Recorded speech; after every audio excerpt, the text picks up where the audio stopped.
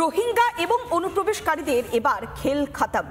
আর চাইলেই সীমান্ত পার করে ভারতে এসে বহাল তবিয়তে থাকা যাবে না, কারণ এবার ঘাট ধাক্কা দেওয়া হবে রোহিঙ্গা আর অনুপ্রবেশকারীদের। বৃহস্পতিবার লোকসভায় পাশ হয়ে গেল অভিবাসন এবং বিদেশি বিল 2025। বিল পেশ করার পর আলোচনায় ভারতকে ধর্মশালা নয় বলেও হুঙ্কার দিয়েছেন কেন্দ্রীয় স্বরাষ্ট্রমন্ত্রী অমিত শাহ। देश धर्मशाला नहीं, जो चाहे जिस उद्देश्य से चाहे यहां आकर रह जाएगा, ऐसा नहीं होगा।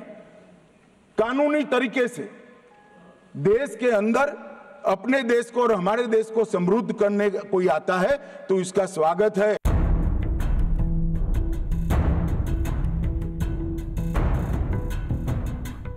এবার ভারতে অবৈধ অনুপ্রবেশের দিন শেষ।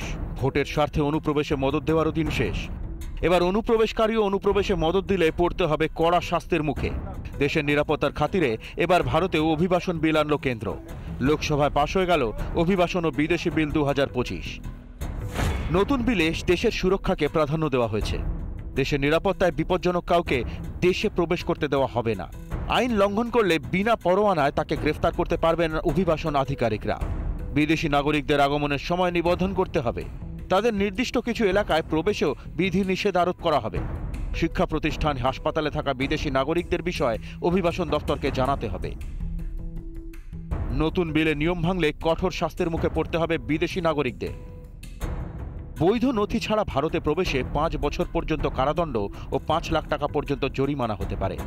জাল নথি ব্যবহারে 7 বছরের কারাদণ্ড ও 1 লক্ষ টাকা পর্যন্ত জরিমানা হতে পারে। ভিসার শর্ত ভাঙলেও 3 বছরের জেল ও 3 লক্ষ টাকা পর্যন্ত জরিমানা হতে পারে। ভারত কোনোভাবেই অবৈধ অনুপ্রবেশকারীদের স্বর্গরাজ্য হবে না। এদিন লোকসভায় সাফ জানিয়ে দেন কেন্দ্রীয় স্বরাষ্ট্রমন্ত্রী অমিত শাহ। आधार कार्ड इश्यू करते हो, वो आधार कार्ड लेकर, वो वोटर कार्ड लेकर ये दिल्ली तक आते हैं, आप उनको आधार कार्ड इश्यू न करो, आदमी क्या परिंदा भी पैर नहीं मार पाएगा। অনুপ্রবেশ নিয়ে বাংলার তৃণমূল সরকারকেও তীব্র আক্রমণ করেন স্বরাষ্ট্রমন্ত্রী। বাংলা থেকে এই অনুপ্রবেশকারীরা পরিচয়পত্র পাচ্ছে বলে মমতা ব্যানার্জির সরকারকে কটাক্ষ অমিত শাহের। ये 450 किलोमीटर जो आपकी कृपा से खुली रही है, वहीं से घुसपैठ है, वहीं नागरिक बनते हैं, वहीं आधार कार्ड बनाया जाता है और देश भर में फैलता है। এবার কি শেষ হবে ভোটের জন্য অনুপ্রবেশে মদত দেওয়া? জাতীয় নিরাপত্তার খাতিরে আনা এই বিলেরও বিরোধিতা করবে তৃণমূল। অবৈধ অভিবাসন বন্ধে বিরোধিতা কি দেশের স্বার্থের পরিপন্থী নয়? রিপাবলিক বাংলা। নানা ধরনের কন্টেন্ট দেখার জন্য লাইক করুন, শেয়ার করুন আমাদের ফেসবুক পেজ, সাবস্ক্রাইব করুন আমাদের ইউটিউব চ্যানেল। পাশাপাশি অন্যান্য ব্রেকিং নিউজের জন্য অবশ্যই চোখ রাখুন রিপাবলিক বাংলায়।